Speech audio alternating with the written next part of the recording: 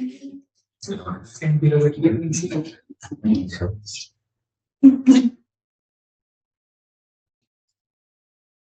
Bien, muy buenas noches. Mi nombre es Javier García y estoy encargada de darles la bienvenida y contarles que esta charla es parte de los coloquios de la Sociedad de Microbiología de Chile, SOMIT. Charla que además cuenta con la organización y colaboración de Austranomics Facility de la Universidad Federal de Chile, el cual es una unidad dependiente de la Vicerrectoría de Investigación y dirigido por quien les habla. También el proyecto Anillo, C19 Genonet, el programa de Magíster en Genética de esta universidad y el programa de Magíster en Ciencias, mención Microbiología de la universidad. Hoy el doctor Carlos Loncomar nos presentará la charla titulada Evolución de genomas virales y su relación con la virulencia. El doctor Loncomar es médico veterinario de la Universidad Austral, doctor en biología veterinaria de la Universidad de Melbourne, en Australia. Ha realizado 2 pasantías postdoctorales, una en la Universidad de Georgia, en los Estados Unidos, realizando ensayos de infectividad in vivo con estos virus radiales, y otra en la Universidad de Zurich, en Suiza, realizando ensayos de infectividad in vitro con rotavirus. Desde el año 2020 a la fecha, trabaja en la Universidad Austral como profesora auxiliar en el Instituto de Bioquímica y Microbiología, realizando clases de biología, bioinformática, biología molecular, bioquímica y microbiología. Actualmente se encuentra desarrollando un proyecto con destino de dirección desde el 2023 y además está encargado de organizar los coloquios de la Sociedad de Microbiología de Chile en la Facultad de Ciencias aquí en Madrid. Gracias. Muchas gracias, Carolina, por la presentación. Sí, como dice el título de la presentación, acá voy a mostrar algo sobre los resultados que hemos tenido en los proyectos que están en relación con la evolución virales. ¿Cuál es la relación con la virulencia? Mostrando algunos resultados de experimentos in vivo, ex vivo e in vitro que hemos realizado desde el 2023 en adelante y que son parte como de las MISH, como había mencionado. Entonces, lo que nosotros vamos a ver hoy día va a ser sobre la evolución de los genomas virales y su relación con la virulencia. Primero, les voy a decir un poco qué es un genoma viral, cómo es que se estudia para poder evaluar la evolución a lo largo del tiempo, los cambios que ocurren y cómo nosotros los vamos midiendo a lo largo del tiempo. También les voy a explicar un poco qué es lo que es la virulencia y cómo es que esta se mide. Finalmente van a hecho experimentos que están en vivo. Y finalmente voy a mostrar unos resultados que están acá en grupo, específicamente algunos virus que están dentro de virales, específicamente el otro rotavirus Piscis, que es en el que estoy realizando en este momento el Fondesit Inicius, en el segundo año de genérico, aproximadamente de Fondesit, y que infecta principalmente salmones, y nosotros hemos estado realizando últimamente algunos experimentos también que les voy a mostrar. Y adicionalmente los experimentos in vitro que les voy a mostrar, como este virus que está arriba no se logra multiplicar en alguna línea celular continua, que hay bastante dificultad. Les voy a mostrar también algunos resultados que publicamos en el 2023 con un grupo de investigadores en Estados Unidos relacionados con el Instituto de Eucalipto Alfa 1, que es el grupo de infecciones. Entonces ahí estuvimos haciendo algunas investigaciones con virus relacionados al desarrollo de algunas vacunas y les voy a explicar un poco cuál fue la investigación en particular con la ropa de a ese grupo. Tenemos también algunos otros virus con los que trabajamos en el laboratorio, como decía, la presentación de hoy la voy a tratar de enfocar principalmente en los que están en los. Primero, para poder entender qué es lo que es un genoma viral, y esto lo vemos bastante bien en clase con algunos estudiantes que, bueno, muchas gracias por venir hoy día.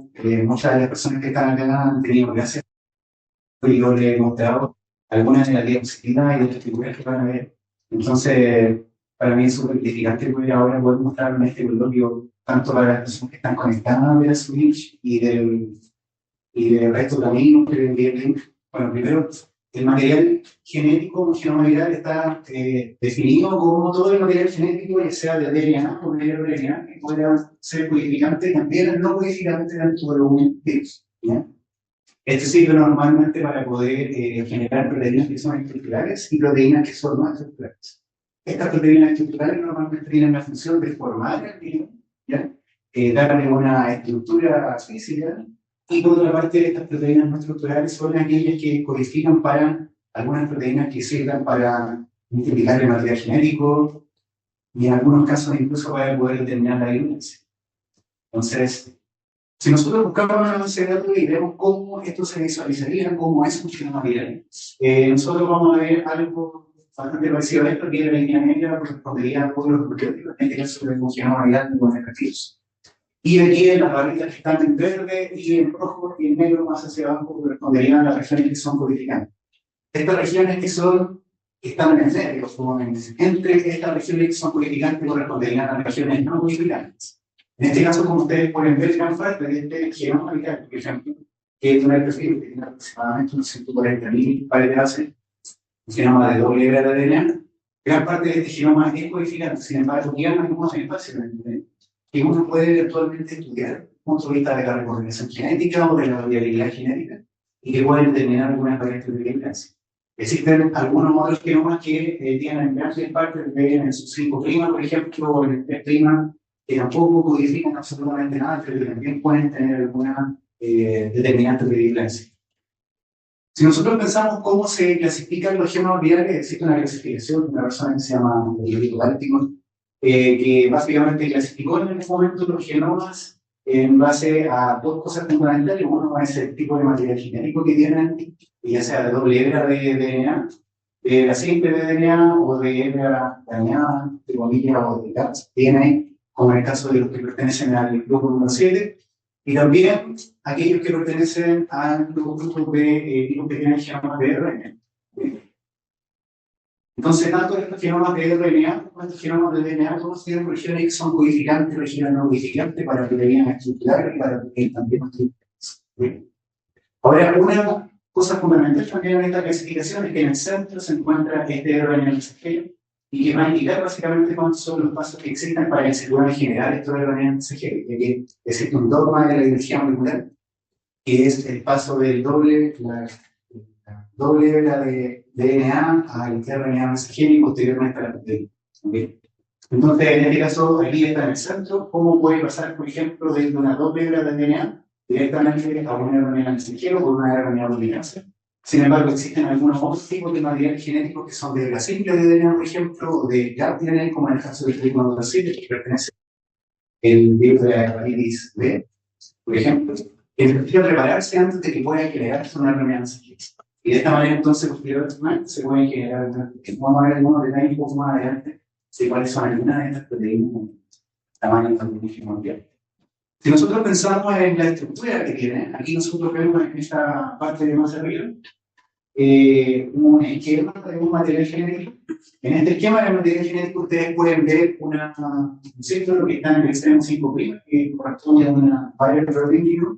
Normalmente estas proteínas hacen las veces de un 5' acá, por ejemplo, y sirven para que se puedan enganchar un cromosoma y poder generar una cadena de aminoácidos. También tenemos una 5' de y que en este caso estas regiones no codifican absolutamente nada, pero en el caso, por ejemplo, del virus que causa la poliomielitis en el ser humano, tiene algunas modificaciones en particular en estos 5' de R que le otorga características que pueden generar, por ejemplo, inmunidad, en el caso de algunas vacunas, sin generar enfermedad en el caso de la personas.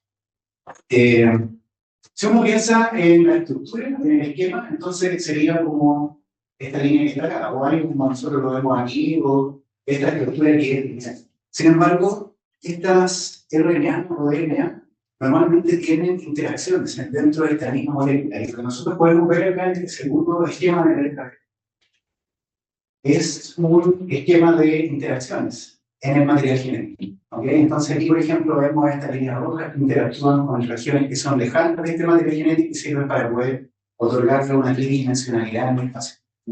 Ahora, si nosotros pensamos cómo esto finalmente se va a ver fuera de los esquemas, y pensamos cómo es finalmente un material genético pensando en un genoma viral, en su estructura, lo que nosotros vemos aquí abajo es una estructura de resonancia magnética viral. Y esta estructura de resonancia magnética viral indica básicamente cómo es en la realidad un genoma viral. Entonces nosotros lo pensamos de esta manera, lo visualizamos de esta manera en una base de datos, sin embargo, así es como esto es en la realidad, ¿no? Algo que es distinto al KWS que nosotros conocemos, por ejemplo, el DNA, de WS, mamíferos, bacterias. Entonces, si nosotros pensamos en primero qué es lo que es un material genético o qué es lo que es un genoma viral, también podríamos pensar cuánto es el tamaño de un genoma viral con respecto a otros tamaños de genomas que existen. Entonces, uno piensa normalmente en un tamaño de genoma viral grande cuando habla de aquellos virus que tienen, por ejemplo, el que le había mencionado recién, el virus 140.000 pares de bases, ¿no? Estaríamos pensando en un genoma viral grande, sin embargo, en una fecha hasta este tiempo se han detectado algunos genomas virales de virus que son gigantes, que tienen un tamaño de aproximadamente una micra. Entonces, en este caso tenemos, por ejemplo, algunos virus que son gigantes, ¿ya? Y que tienen, por ejemplo, 2,5 millones de pares de bases y que generan aproximadamente 2.000 proteínas, otros que generan 1.500 proteínas. Aquí abajo hay un link donde ustedes pueden empezar y pueden ver cuáles son las características que tienen finalmente estos genomas que son de virus gigantes. Uno de los primeros que se descubrió en el tiempo fue este Nymphvirus, que genera aproximadamente 900 proteínas, luego que se separa de alguna manera que vive libre. Y se llama Mimivirus porque cuando se descubrió por primera vez pensaron de que era un poco era positivo. No pensaron de que era un virus. Tiene un tamaño aproximadamente de una micra, cuando nosotros sabemos de que en el caso de los virus, hay virus que eran considerados bastante grandes, por ejemplo, el virus de Sargento, tiene un tamaño de aproximadamente 0,25 micra a 250 nanómetros. Entonces, en este caso, como hacía la mímica de un poco gran positivo, se le llamó por primera vez a este virus. Entonces, en el otro extremo, nosotros tenemos aquellos genomas que son pequeños, como por ejemplo en el caso de los viroides que tienen aproximadamente 100 pares de bases gemáticas. En el caso de los virus catéticos también, que les voy a contar aquí un poco sobre el tema de este virus de la hepatitis B, que es un virus de la hepatitis B. Muy poquitos, bases de 200 bases y en algunos casos generan absolutamente ninguna proteína. Pero generan ninguna proteína en el sentido positivo de su hebra de material genético. Y en algunos casos generan solamente una proteína en su sentido negativo, ¿no? También existen algunos como el virus de la hepatitis B que les mencionaba, que es este virus que está acá. Y si ustedes se fijan en este virus que está acá, este es un virus satélite que coinfecta normalmente o logra superinfectar después de que un paciente esté infectado con el virus de la hepatitis B. Y el virus de la hepatitis B es el que genera las proteínas con las cuales este virus se envuelve. Es decir, si este virus de la hepatitis B logra infectar a un individuo, no se va a poder multiplicar y poder persistir a lo largo del tiempo. Necesita que esté infectado anteriormente con el virus de la hepatitis B. Y esto es algo que normalmente se puede ver, o que es más común que se puede observar en aquellos virus que infectan a las plantas, sino que hay pocos ejemplos que existen, en los cuales se pueden infectar mamíferos, en este caso cerebros. En el caso de la evolución propiamente tal de los genomas virales, nos podemos preguntar primero qué es la evolución. Y esta evolución va a ser el proceso gradual que va a ocurrir a lo largo del tiempo. Y nosotros lo podemos medir en términos de diversidad genética y fitness, ¿ya? De fenotipo específicamente. Les voy a mostrar un poco más adelante aquí lo que me refiero con el fenotipo de un virus. Porque cuando nosotros pensamos en el fenotipo, y pensamos, por ejemplo, en la teoría de esta darwiniana, nos imaginamos inmediatamente a esta vaca que está tratando de comer manzana en un árbol y que puede dejar el cuello y se está mundial. Entonces, nosotros eso es lo que podemos observar. Sin embargo, no es exactamente lo mismo que ocurre en el caso de los virus, porque lo que se observa va a ser la tecnología clínica que se produce en los pacientes que están infectados. Y también, por supuesto, esta diversidad genética que hay algunos más pequeños que les voy a mostrar de lo que más nosotros hemos avanzado en este entonces. Entonces, en el tema que está aquí abajo, a mí me gusta muchísimo poder mostrarla porque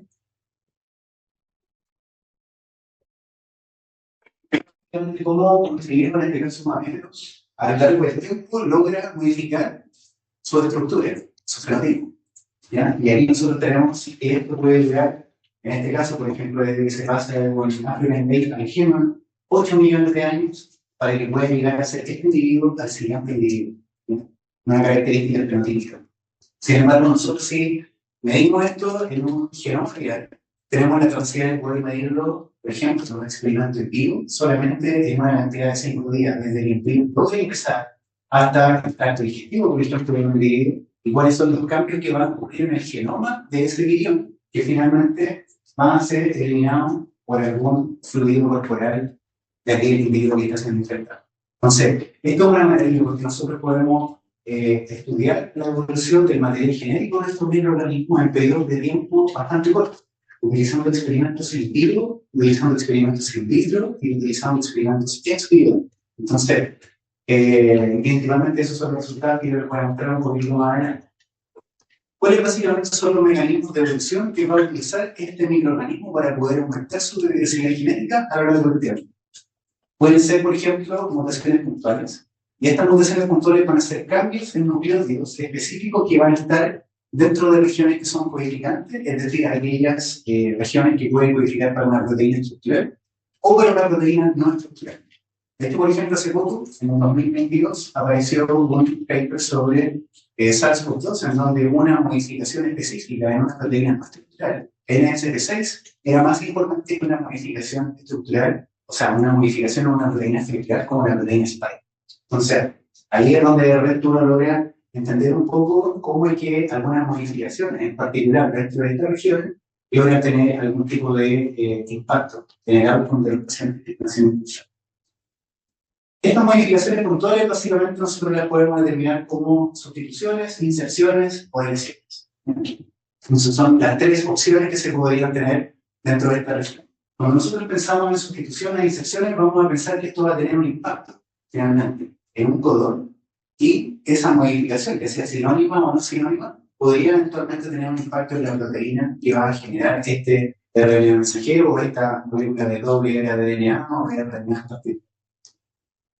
De otra forma, también se puede estudiar esta evolución genética es por medio del estudio de la recombinación genética. Es decir, identificar cuánto es la variabilidad de su material genético y después poder tener, por ejemplo, varios pasajes posteriores, la identidad del material genético de los viriones que están resultando de una infección in vitro y poder determinar cuánto de esto pertenece en realidad a un parental X con el que yo voy a comenzar a hacer un experimento.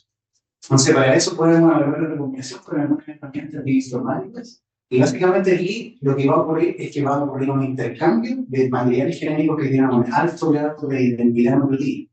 Tienen que ser bastante similares, para que cuando se estén multiplicando estos materiales genéticos, por ejemplo, en el caso de la herpes, se forman los compartments dentro de la célula, estos finalmente se puedan mezclar y puedan ser eliminados por esta célula como si fueran exactamente el mismo guión. Sin embargo, tienen identidades de guiones que en algún momento coinfectaron o superinfectaron. Y por otra parte también existen los revelamientos genéticos, y esto normalmente ocurre en aquellos genomas virales que son de tipo segmentados, y aquí es donde yo les voy a mostrar parte de la investigación que hemos estado realizando con el virus, que es el ortorreovirus Piscis, y del enfermo inmenso.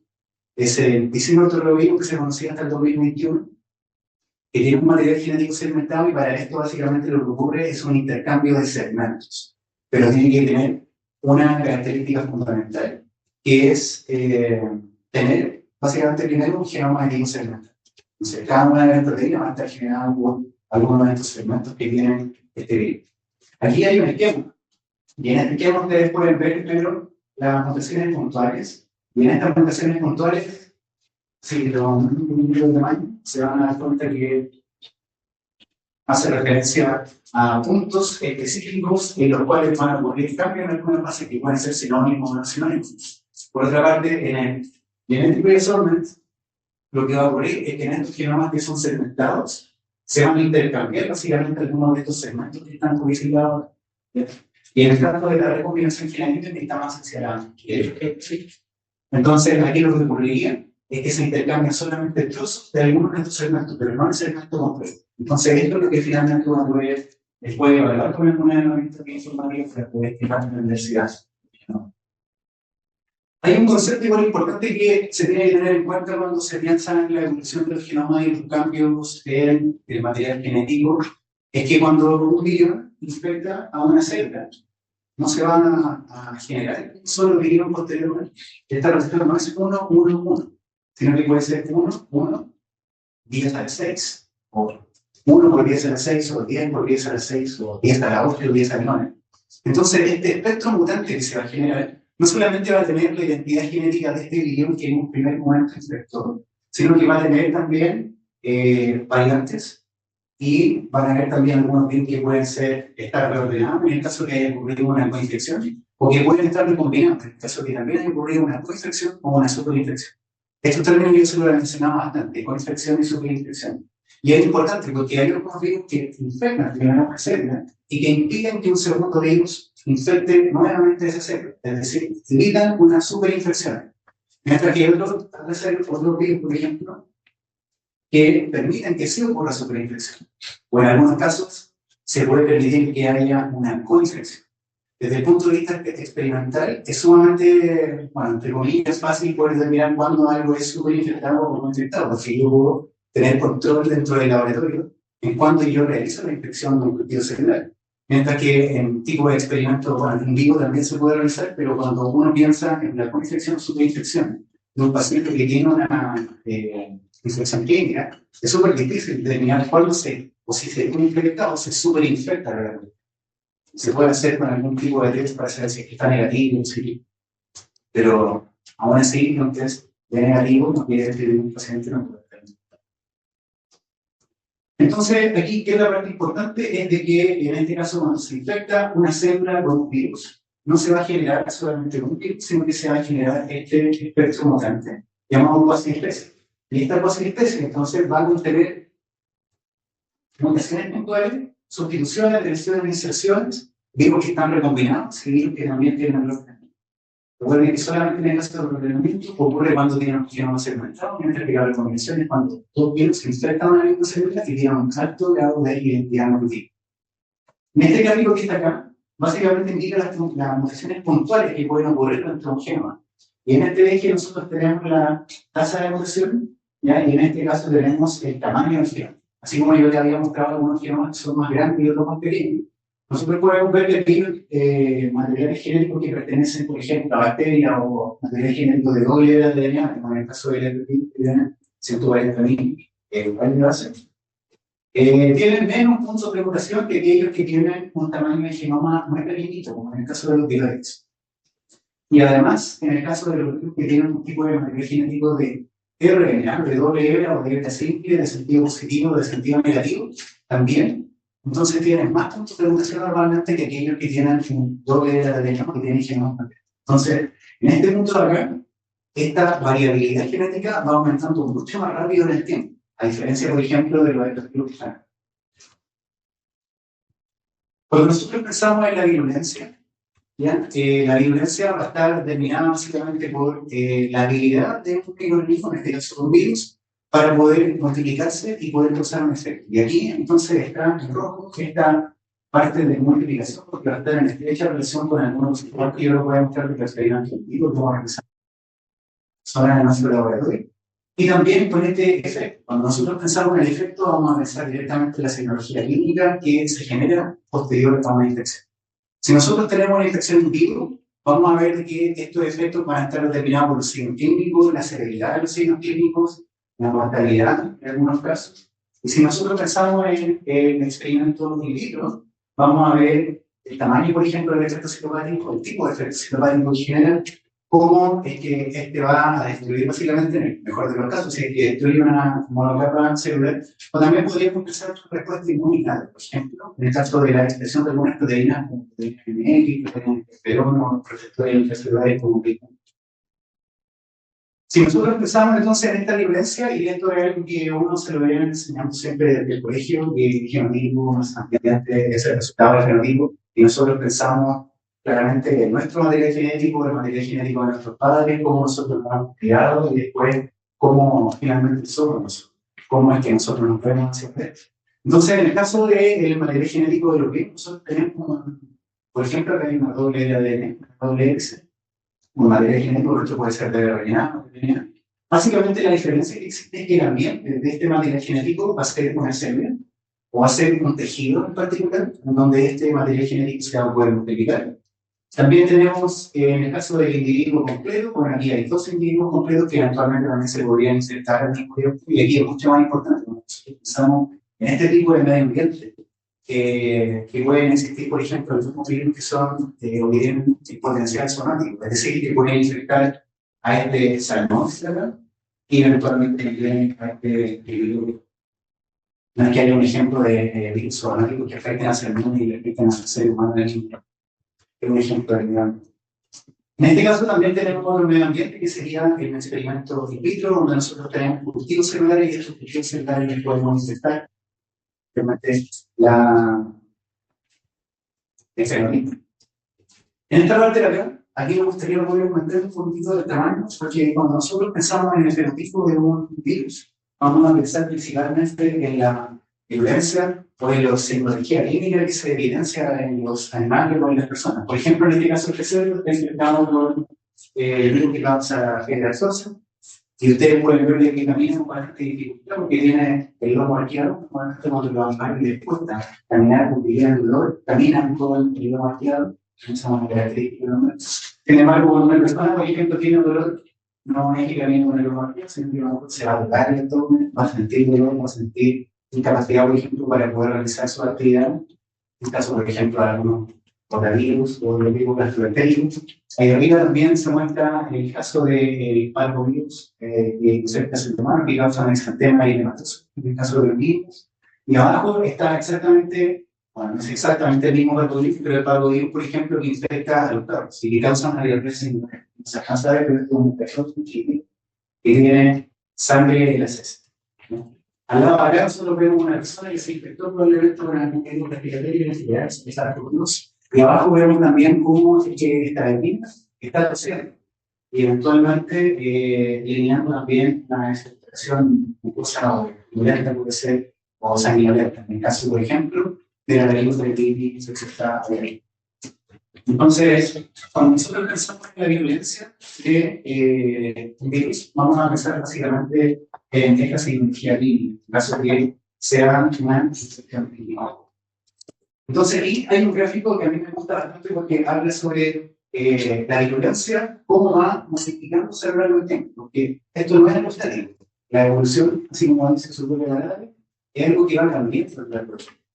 Entonces, si nosotros tenemos un virus, por ejemplo, que tiene una virulencia bajita, es decir, que puede causar poco signo clínico o poco daño, por ejemplo, en una célula que estoy infectando, esto puede aumentar cuando se eliminan, por ejemplo, algunos genes que son, o se dejan de expresar, o ocurren más puntos de mutación, por ejemplo, algunos genes que son beneficiosos en este caso, y en algunos que son deleterios, es decir, que logran aumentar la violencia, pueden aumentar a lo largo del tiempo para poder aumentar la intensidad y poder regular un poco eso.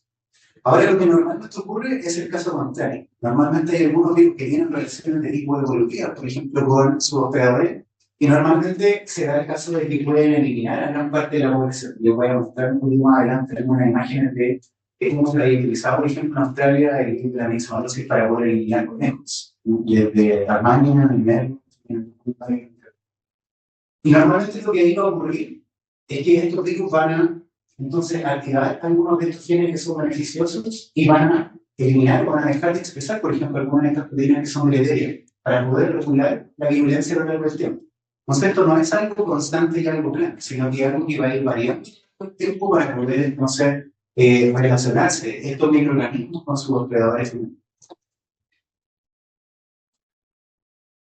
¿Cómo es que esto va a ocurrir? Esta adaptación, ¿cómo es que va a ocurrir? Para esto existe una teoría evolutiva de un biólogo griego que se llama Leonard Bender, y que en 1973 él hablaba sobre esta ley de la extinción. Existe mayor probabilidad de extinción en aquellos individuos que tienen menor capacidad de poder adaptarse.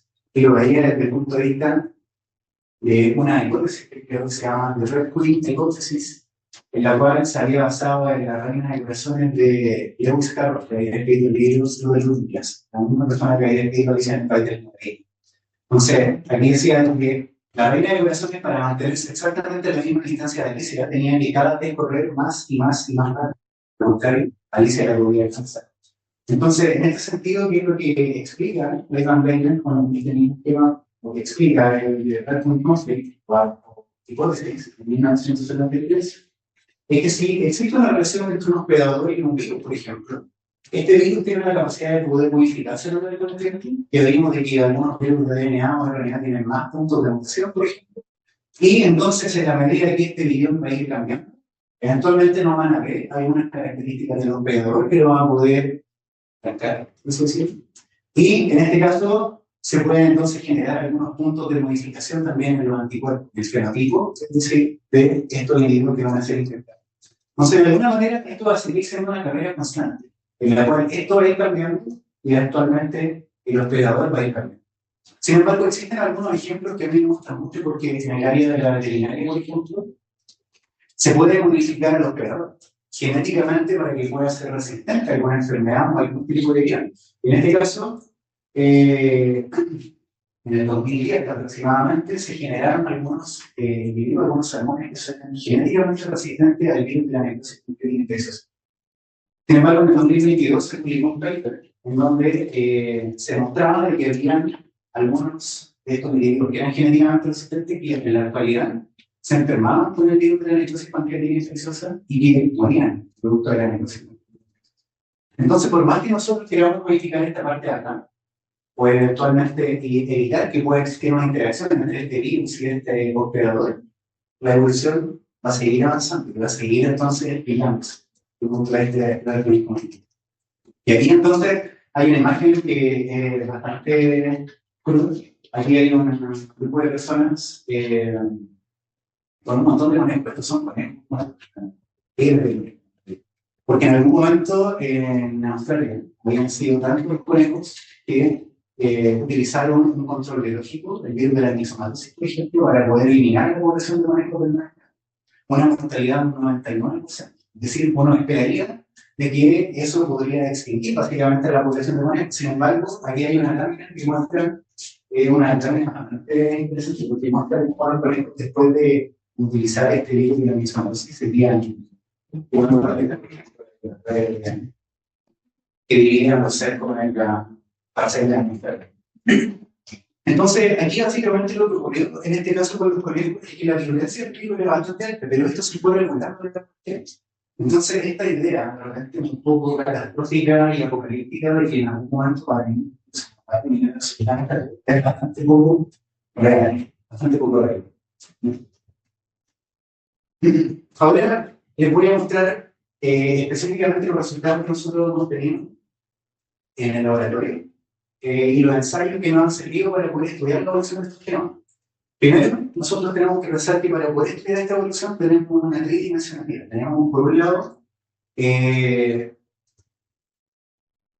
hacer secuenciación, por ejemplo, identificar cuál es la identidad nucleotídica del genoma con el que estamos estudiando, ya sea del DNA o del RNA, del SNP, del SOL, etc. Entonces, para esto nosotros podemos utilizar básicamente una videoxenobióticos para poder hacer secuenciación sangre, o también podemos utilizar secuenciación ilumina para poder determinar la identidad del genoma completo, por ejemplo. Después, uno alinea básicamente estos resultados y puede identificar algunos puntos de variación con respecto a los genomas que existen en la base. Eso es básicamente lo que uno puede hacer explícito. Pero por otro lado, cuando uno tiene resultados de secuenciación, resultados de variabilidad genética, esto a mí me tendría que indicar que algo va a suceder con el hospedador. Entonces, ahí es cuando cobra interés. Estos ensayos de infertilidad, por ejemplo, in vitro, pueden ser ensayos de cinética de entrada de célula y ensayos de cinética de multiplicación del virus dentro de la célula. Para eso es importante contar con un cultivo celular, una línea celular inmortalizada, por ejemplo, que pueda ser utilizada para poder detectar los virus, o, en su efecto, un cultivo celular primario. Nosotros en el laboratorio tenemos la capacidad de poder utilizar ambos, no para todos los virus, pero sí para la gran mayoría de los que yo había mostrado en la lista anterior. Entonces, podemos utilizar líneas celulares con intereses y, en particular, el cultivo celular primario que utilizamos nosotros es de eritrocitos. En el caso del salmón, tienen núcleo y tienen una maquinaria transcripcional. Y por otro lado, también les voy a mostrar resultados de un experimento en vivo, porque nosotros podemos contar con animales de experimentación, y estos animales de experimentación los podemos seguir a lo largo del tiempo para poder determinar la multiplicación del virus, la psicología clínica, la mortalidad, etc. Entonces, en estas tres dimensiones es donde yo les voy a mostrar los resultados que hemos obtenido a lo largo de del 2023, por lo menos en la vida. Primero, el virus, ortorrovirus piscis o el piscinortorrovirus, ¿ya? Tiene un genoma que es segmentado, como yo decía. Entonces, cada uno de estos segmentos va a generar distintas proteínas que van a ser estructurales y no estructurales. En este caso, en el momento que yo tomé las muestras de estos individuos que estamos viendo acá, que tenían ictericia, ya que tenían un corazón bastante inflamado, también tenían un color bastante particular en su hígado. Fueron muestras que yo tomé específicamente en un salmón. Cuando tuve a tomar estas muestras, yo recuerdo que estábamos en plena pandemia y tuve que tomar muestras estas de SARS-CoV-2 por la nariz, que puedo asegurar que es botado sangre, pero así decirlo, que nadie se ve. Cuando me tuve que tomar esas muestras, fue súper complicado el tema de los muestreos de SARS-CoV-2. Pero bueno, me tenía que yo asegurar de que no estaba infectado para poder entrar al centro educativo, que esa era la regla que tenía el centro. Entonces, en esta visita que yo realicé en el centro educativo, tenían bastantes problemas con la mortalidad, o sea, porque necesitaban saber qué es lo que les estaba afectando. En este caso, entonces, yo fui y tomé muestras de distintos tejidos, y estos distintos tejidos posteriormente yo los traje al laboratorio. Y lo que hice fue realizar secuenciación de algunos segmentos en específico, que les voy a mostrar en el siguiente video. Este es un salmón que se llama salmón cojo o un correctus isoch. En este caso que está acá, es lo que se ve en el caso del salmosal y la signología clínica que se produce, que es una inflamación, un hemopericardio en el caso del salmosal. Ahora, ¿cuál es el medio ambiente donde se encuentra uno normalmente con estos individuos? Este sistema de pasas cabras. En este caso, las muestras que yo sé no estaban todavía para un viaje bastante bonito, sí, súper largo, podríamos contar del campo, pero bueno, pudimos hacer lo que se necesitaba hacer. Entonces, en este caso, básicamente lo que hicimos fue hacer secuenciación con dioxirribonucleico, secuenciación sangre, específicamente del segmento S1 y el segmento N2. Posteriormente, esta secuencia nosotros la analizamos, utilizamos bioinformática en el laboratorio para poder determinar cuáles eran las modificaciones puntuales y logramos identificar algunas modificaciones puntuales que estaban relacionadas a unas variantes de alta vigilancia en el caso del portorovirus. Y eso lo publicamos en la revista Anococho y también tuve la oportunidad de poder ir a Puerto Valles para poder mostrar el resultado junto a otros investigadores que también trabajan en la ese momento.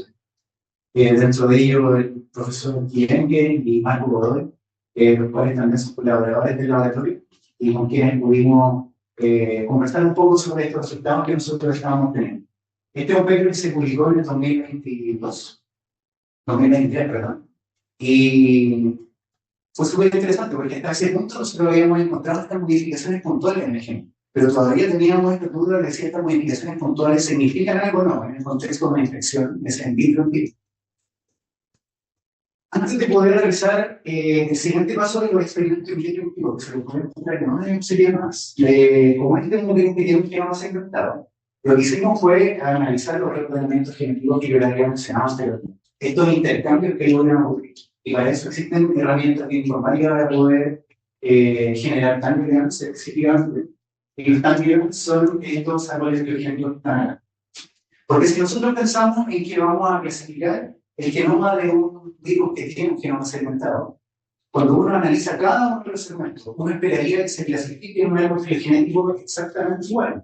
Aquí, por ejemplo, vemos que en azul están las variantes del genotipo 2, genotipo 3 y genotipo 1, y que estos genotipos se van a mantener independientes de cuál sea el segmento que yo esté hablando. Sin embargo, en algunas oportunidades eso no se encuentra. Y nosotros lo que encontramos en particular dentro de estas muestras es que existía intercambio de material genético, o existía evidencia de intercambio de material genético entre estas variantes que eran de alta vigilancia, que no estaban descritas en Chile, que estaban descritas en el suelo, y que nosotros las estábamos encontrando en estas variantes que estaban afectando a estos salmones en el sur de Chile. Este es un trabajo que también publicamos en el 2023, o 2024, perdón, en el 2024, y que habla sobre reordenamientos genéticos en este virus que tiene un genoma de virus. La diferencia del reordenamiento genético, entonces, es el intercambio de material, de un trozo de material genético completo, ¿ya? En la progenie. Hasta este punto, entonces, nosotros sabíamos cuál era la identidad de las modificaciones, sabíamos que había un reordenamiento genético entre estas variantes que eran de alta vigilancia y no vigilancia, y finalmente, entonces, tratamos de realizar estos ensayos de infectividad ex vivo.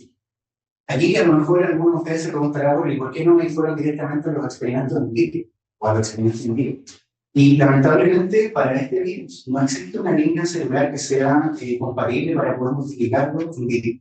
Eso es algo que nosotros en la actualidad estamos realizando junto con unos especialistas en el laboratorio y esperamos poder tener algún tipo de éxito pronto. Entonces, lo que hicimos fue hacer el cultivo primario de eritrocitos. Y estos cultivos primarios de eritrocitos, básicamente, lo que realizamos nosotros es que sacamos las muestras de sangre y posteriormente entonces las mantenemos en medio de cultivo, ¿ya? Esto lo incubamos y además esto tiene que estar en checking constante. Entonces necesitamos meter un check dentro de la incubadora y mantener esto en movimiento. Porque la idea es que el eritrocito se encuentre en exactamente la misma condición que se encontraría en su sistema. Posteriormente, entonces, uno lo deja esto dentro de una incubadora y eventualmente, si yo lo infecto, puedo ir sacando sobreviviente de este conjunto de eritrocitos.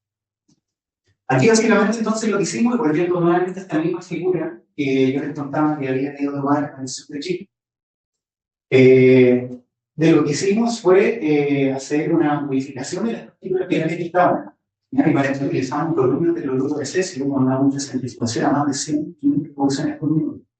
Y posteriormente, entonces, intentamos los eritrocitos que los dejábamos en este formato y íbamos sacando sobrenadante a lo largo del tiempo para poder determinar si que se expresaban, por ejemplo, algunas proteínas como algunos RNA mensajeros como el interferón.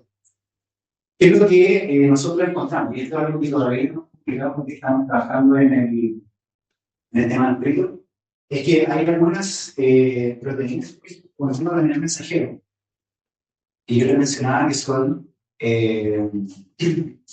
receptores intracelulares, por ejemplo, para algunos patrones moleculares de patógenos, que van aumentando a lo largo del tiempo y posteriormente, después de la infección van disminuyendo. Ahora nosotros lo que hicimos fue hacer una comparación entre lo que habíamos encontrado del sur de Chile, que habíamos sacado muestras de salmón y la habíamos puesto en eritrocitos de salmón y también realizamos el mismo experimento pero con eritrocitos de salmón de Argentina, para poder visualizar si existían alguna diferencia en la respuesta de estos operadores en términos de respuesta. También utilizamos algunas RNA mensajeros o partidores para poder detectar el RNA mensajero de interferonase y también de la proteína de la proteína de como les digo, todos estos resultados, algunos nosotros no los publicamos, pero esperamos que pronto, dentro de este año próximo, van a estar disponibles también. Otro tipo de ensayo que nosotros realizamos, pero en este caso es un ensayo de efectividad en vivo, utilizamos exactamente nuevamente las mismas muestras que estamos realizando con el cubo de la o sea, digamos, absolutamente la sangre y el utilizando. Purificamos esta viriones con columnas de cloruro de cesio y posteriormente entonces utilizamos las instalaciones de profesor Alex Romero y Ricardo Enríquez en la Facultad de Ciencias Veterinarias para poder hacer un experimento en vivo. Y ahí entonces primero compramos la estucha, enviamos la estucha, insertamos la estucha y ahora todavía tenemos un segundo experimento en vivo operacional porque hay bastante trabajo. Las instalaciones son estas. Y lamentablemente todas las personas que fuimos al experimento en vivo estamos súper mal para poder sacar fotos y estábamos todos súper ocupados sacando las muestras. Sí, espero que para una presentación en el futuro pueda tener muestras más, o sea, fotos más mejores. Entonces, aquí lo que hicimos fue infectar un grupo de truchas. Y dentro de este grupo de truchas, lo que hicimos fue tener animales que eran controles, ¿ya? Animales que no se infectan, animales que eran cheddars, que en este caso sí los infectamos directamente por ruta intraperitoneal, y algunos animales que no infectamos, pero que conocemos en contacto con estos animales que están infectados, con la esperanza de que este virus que están infectando los animales cheddars eventualmente se pueda transmitir a estos animales que son covalentes. Entonces, lo que nosotros encontramos desde el punto de vista de la mortalidad, para poder estudiar un poco el fenotipo de este microorganismo, es que en el grupo control, por ejemplo, nosotros tenemos que elegir la sobrevida, y en este eje tenemos las semanas después del challenge, que es un experimento que duró solamente 6 semanas por ahora. Esperamos poder hacer un próximamente que dure un poquito más de tiempo después de los resultados que ganan. En el caso de los grupos controles, la mortalidad, por supuesto, no varía tanto a lo largo del tiempo, y varió más que nada en principio, producto probablemente de la alimentación. Aquí, en el caso de la mortalidad de los cohabitantes, podemos ver que llegó hasta un 80% de sobrevida a la semana 6, y en el caso de los animales que infectamos directamente, la mortalidad de sobrevida bajó hasta un 70% en la semana 6. Entonces, esto, por supuesto, que para nosotros era bastante significativo, pero eso era solamente desde el punto de vista de la mortalidad. Una de las características también que causa el peligro en algunos individuos es que logran disminuir el hematocrit. Entonces, en este caso, nosotros encontramos que no había diferencia significativa, por supuesto, en el caso contrario. Si estos animales que no estaban infectados no variaba el hematocrit de la reproducción. En estos animales que estaban cohabitantes tampoco hubo un cambio en el hematocrit de la reproducción. Pero en el caso de los cheddars, sí hubo una eliminación del hematocrit significativo, ¿ya? Específicamente en la semana 6. Entonces, por eso nosotros determinamos de que no solamente había muertos, sino que también, entonces se presentaba esta disminución del hematocrit como producto de la infección. Y finalmente, algunos resultados que hemos estado analizando recientemente, porque vimos cómo era la multiplicación del virus a lo largo del tiempo, lo que podíamos observar en este caso era que, primero, que podemos ver en el caso de la sangre, cada uno de estos puntos corresponden a valores de CT, y estos valores de CT indican que tanto se podría ir multiplicando este genoma a nivel de por T. Entonces, aquí abajo nosotros tenemos una semana post-challenge, 2 semanas, 4 semanas, 6 semanas. Y aquí lo que ustedes pueden ver es que básicamente no varía la carga. Hasta el momento que nosotros llegamos a la 4ª semana y estábamos por seguir esto, que publicaron estos resultados de la semana número 6, cuando nos aumenta un poco la carga viral. Pero si ustedes se fijan en que es la inversa, a la inversa, porque mientras disminuye el valor de CT, aumenta la carga viral. Entonces, en el caso de la sangre, pueden ver un aumento de la carga a la semana 6. Pero esto fue mucho más marcado en el corazón, ya que este es un virus que causa la Heart and Skeletal Muscle Inflammation, HSMI, y es el corazón el que principalmente se daña, como le había mostrado la tecnología clínica anterior. Y en el corazón, lo que nosotros vemos es que la semana 6 aumenta la carga viral significativamente en estos individuos que son cheddars. Y también en los individuos que son cohabitantes, pero aquí no hay una diferencia marcada. Si nosotros comparamos los cheddars a la semana 6 con los de la semana 1, ahí hay diferencias que son significativas en términos de valor de CT. Y lo que vimos también en el vaso, porque resulta que aquí lo que ocurre es que primero se infectan el eritrocito, después el eritrocito se circula alrededor en el organismo del salmón, y finalmente va a dar el paso para poder producir, por ejemplo, algún proceso de apoptosis o de muerte celular, porque reciclaje de algunos componentes de los eritrocitos. Y en el vaso lo que nosotros podríamos observar es que este aumento de la carga era bastante significativa en términos de la semana 6. Entonces, con eso nosotros determinamos en vivo de que este virus que se multiplica dentro del organismo, o sea, si estamos hablando de fitness de este organismo, que logra causar mortalidad, y también existe una severidad en el caso de los signos clínicos entre todos los animales que teníamos dentro del sistema. Finalmente, les voy a mostrar acá unos ensayos de infertilidad in vitro que publicamos en el 2023 con un grupo de colaboradores, pero que no está acá en la universidad, y que no tenía que ver con el proyecto FOND, es decir, con el que llegaron los resultados anteriores. Entonces, básicamente, cuando nosotros pensamos en un ensayo de fertilidad in vitro, que yo creo que nosotros vamos a tener resultados in vitro de los virus que estamos trabajando ahora. En el caso de que se multiplique, se imagina. Podemos medir la capacidad de entrar el virus en la célula o la capacidad de multiplicarse dentro de la célula. Entonces, en este artículo que ustedes están viendo acá, que publicamos en 2023, junto con colaboradores de la Universidad de Georgia y USDA en Estados Unidos, lo que se hizo fue generar algunos viriones que tengan, que fueron clonados completamente dentro de un sistema que se llama COSMI. Entonces, estos viriones que se estaban generando, por cierto, de este COSMI, ellos querían saber si es que tenían la misma capacidad de poder infectar una célula. Aquellos que estaban siendo utilizados para poder generar esta vacuna, que habían sido generados de esta manera artificial, porque se generaban viriones completamente artificiales, sin que fueran obtenidos desde los animales que estaban infectados, y si tenían alguna variabilidad con una variante que ellos tenían en el QSPR. Entonces, realizamos ensayos de infertilidad in vitro para poder determinar la entrada. Aquí no hay ninguna diferencia significativa entre todos estos grupos de virus, ¿ya? Que todos corresponden a la hipotermia infecciosa aviar, y todos tienen exactamente un aumento en la entrada de la célula en la medida que nosotros vamos dejando en contacto este guión con la célula.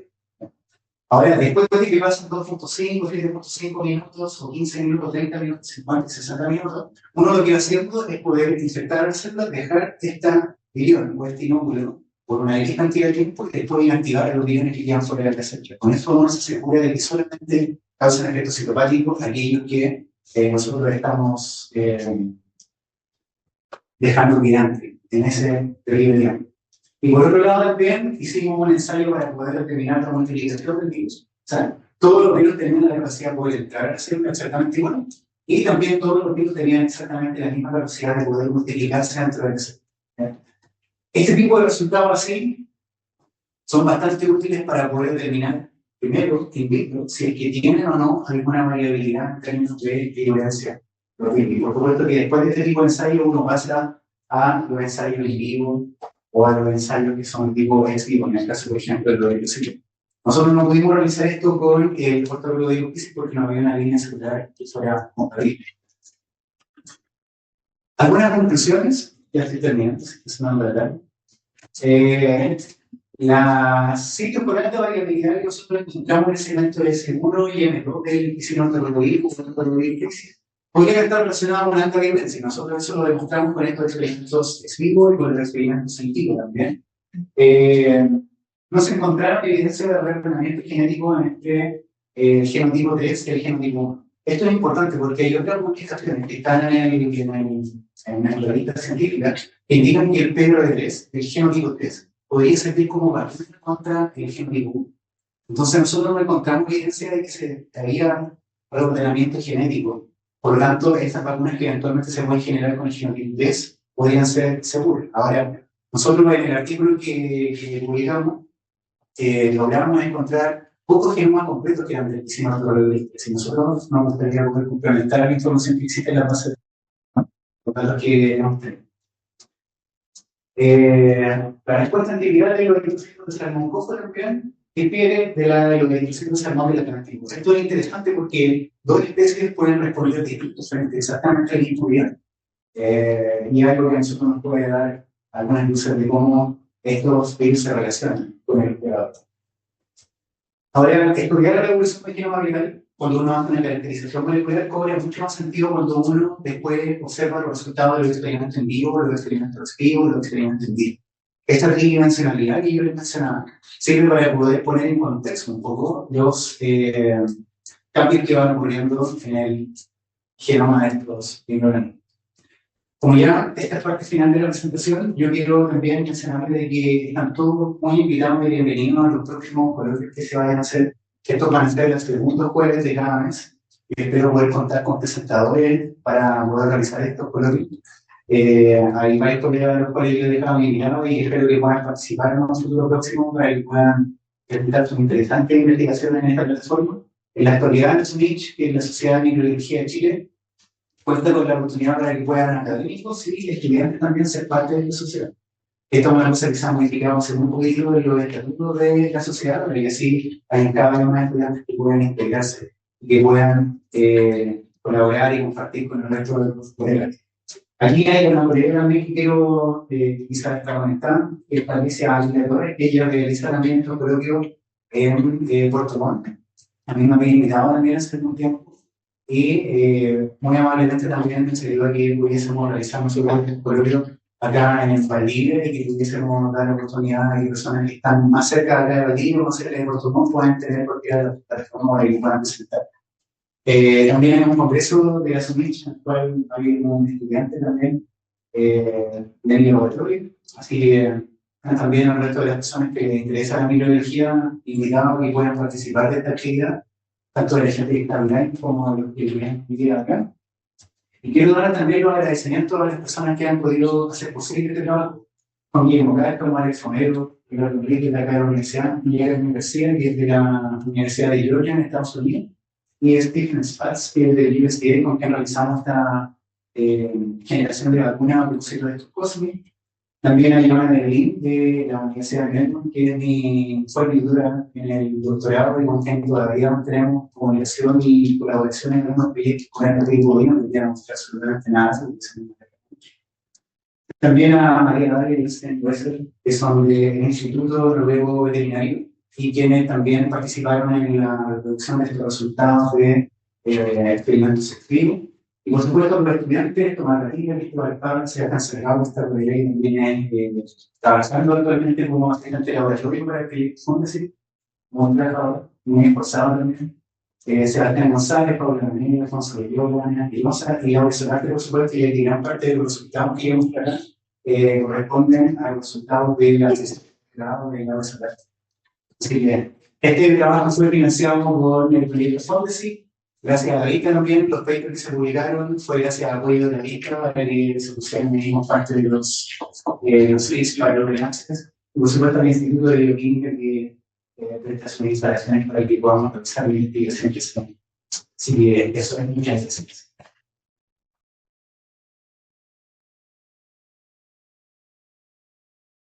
Bueno, muchísimas gracias por la exposición. Dejamos ahora espacio para preguntas.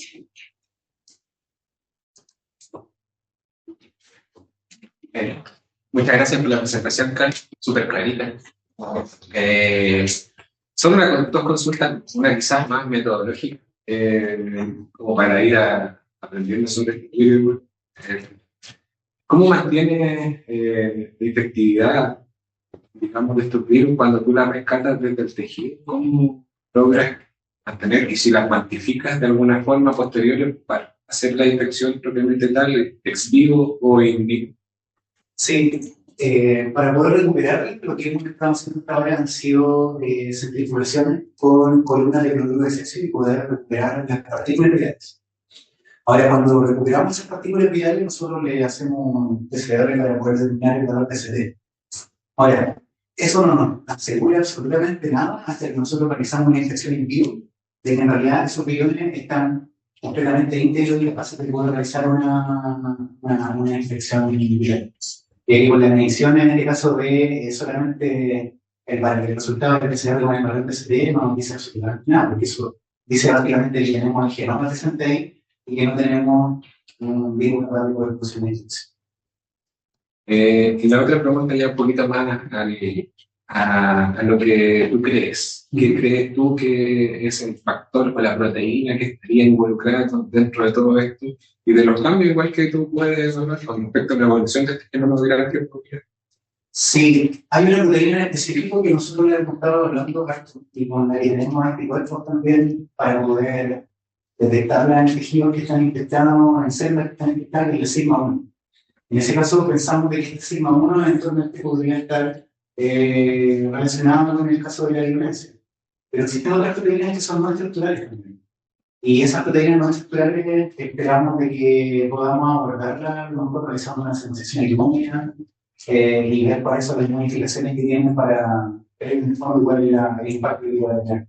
Ahora, en el paso que nosotros estamos actualmente, y el más fundamental o el más inicial, es que estamos tratando de hacer cada pasaje sucesivo y vivo. La esperanza, ojalá la esperanza, y una impresión de que podamos recuperar más billones en el tiempo y cada vez más billones porque se van a ir a estar adaptando estos billones a estos individuos. Entonces vamos a volver nuevamente a tener virus de tejidos frescos después del que se viene como in vivo y lo realizamos, pero estos resultados de acá son fundamentales.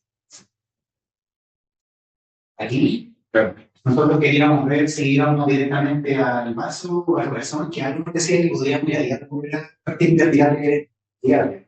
Pero con estos resultados llegamos un poquito más al seguro. Así que por eso igual son bastante precisos. Y lo último, solamente en esas mediciones tú usas un control endógeno que me imagino que es un control endógeno propio del corazón.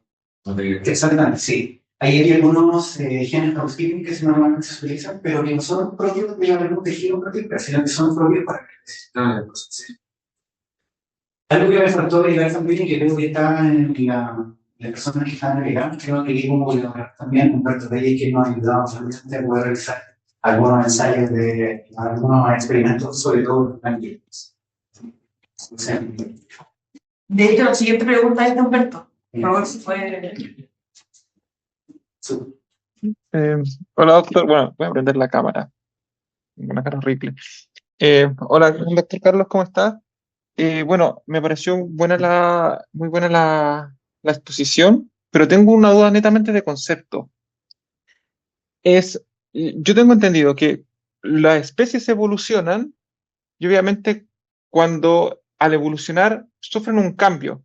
Entonces, por ejemplo, en estas especies virales que, según tu concepto, evolucionan, claro, hay una mayor infectividad, pero podríamos hablar ahora de una nueva especie. ¿Podrías tú ponerle un nombre nuevo, manteniendo el género y cambiando la especie? ¿O son solamente cuasi especies? Ahí como que me produce un poco de incomodidad el término. Por eso no sé si podrías explicarlo de nuevo un poco mejor, por favor.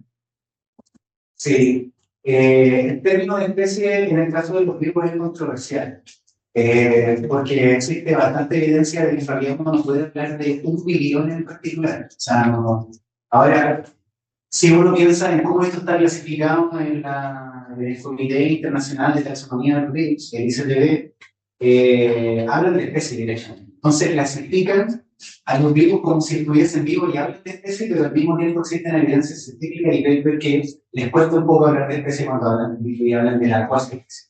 Pero en realidad, si la respuesta puede ser más precisa para ti, Igor, es que si tú vas al ICTB, actualmente los virus se les conoce con el nombre de especie, ¿no? A pesar de que para eso existe alguna controversia en la literatura. Entiendo, muchas gracias. ¿Alguna otra pregunta? ¿Online? No, tampoco. Entonces, agradecemos la presentación del doctor Escobar. Le brindamos nuevamente un aplauso.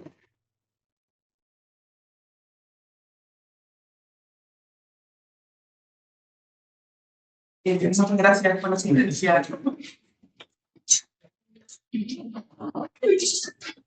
Gracias.